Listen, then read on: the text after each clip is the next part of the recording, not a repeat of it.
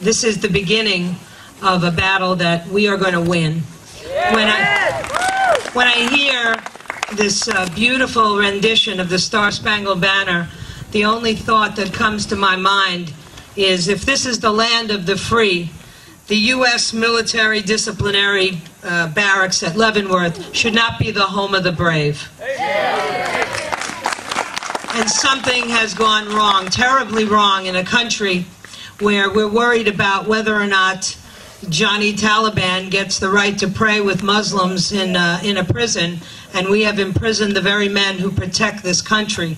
So it's time for us to take back this country. It's time for us to make sure that we're getting the response from the people who are representing us in Washington right now. It's a travesty that there are people sitting on the House Armed Services Committee, including one of the congressmen from my area in Florida, who have done nothing about this case.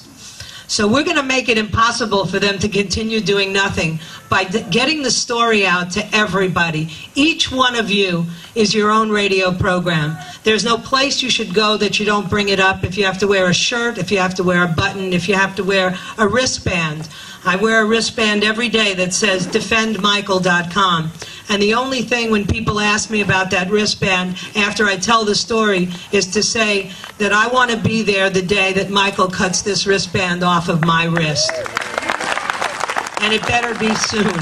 But today we have an opportunity to listen to the other heroes, the family members who stand by, who don't understand why what happened, but nonetheless remain faithful to the United States of America. It's time for you to hear their stories so that you know what you take back out there with you. Each one of you is going to have a responsibility when you leave here today to make sure that you call into radio programs all over the country and you tell the story. Anytime they're talking about any issue that has to do with the United States military and the rules of engagement and the catch and release policy, you're going to have a story to tell.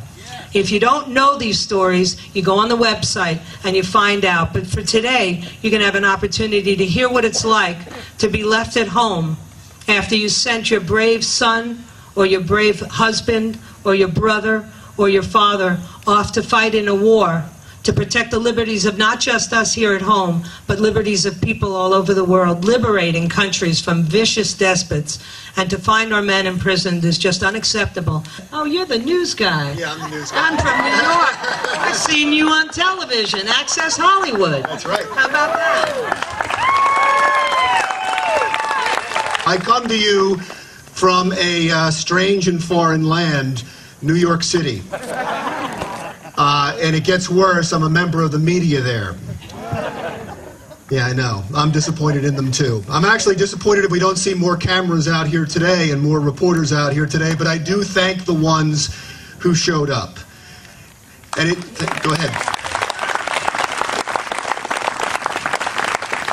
Joyce said something very, very important, and that is to leave this moment with a mission. And that is a mission to get media coverage, because I can tell you what, you are blowing in the wind unless you get some media coverage for this. And I, for the life of me, can't understand why the national news outlets have not picked this up. I don't know, this is right down Fox News' alley. I cannot understand why they haven't picked up this story. So that should be your mission. You know, coming from New York City, I do have a unusual, unique perspective on this whole thing. On the day that the towers came down, and on the day that the Pentagon and a field in western Pennsylvania were ablaze, a call went out across the country for the strong and the brave to go out and get monsters where they live, and the ones that dared to bring that evil to our shore. And tens of thousands responded. Tens of thousands responded. And they did a thankless and treacherous job. They went into hell. And they met evil where it breeds to make sure that it never happens again. They did their job. They were all heroes. They killed monsters. Some of them got medals. Some of them are fighting still. Some of them are home with their families. and 10 were sent to Leavenworth for murder. Murder? In war? Charging people with murder in war is like giving out speeding tickets at a NASCAR race.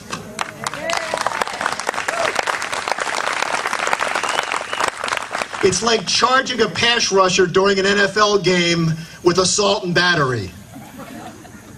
The rules of engagement are so ass backwards, the people out in the field don't know whether to shoot or hug the terrorists. And when they do catch them, sometimes they're told that they have to let them go. They catch them with caches of weapons. They catch them with explosives and detonators, and then they have to let them go because we want to win the hearts and minds. Is this a war or bass fishing?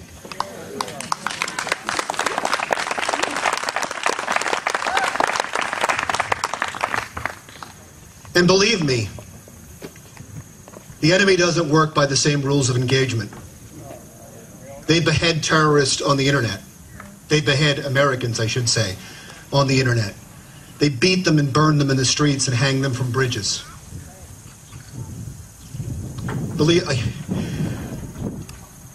If you read the Al-Qaeda playbook, and there is such a thing, they use our own laws against us.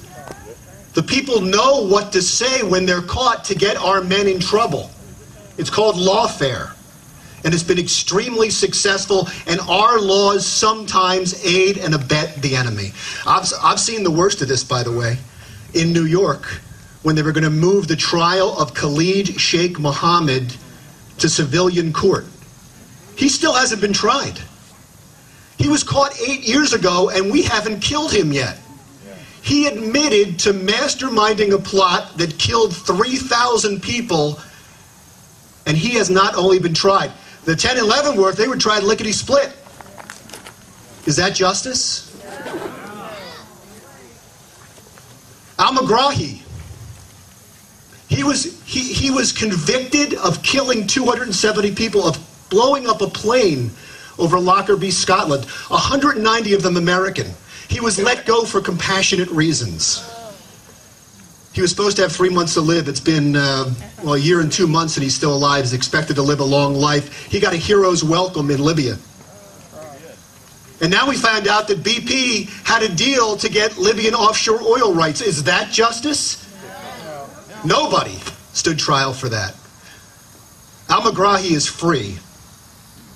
Khalid Sheikh Mohammed still hasn't stood trial. And you have 10 brave men in Leavenworth who killed people like Khalid Sheikh Mohammed and Al-Megrahi, who have lost their freedom. Is that justice? No. Hell no. I thank you all for being here today.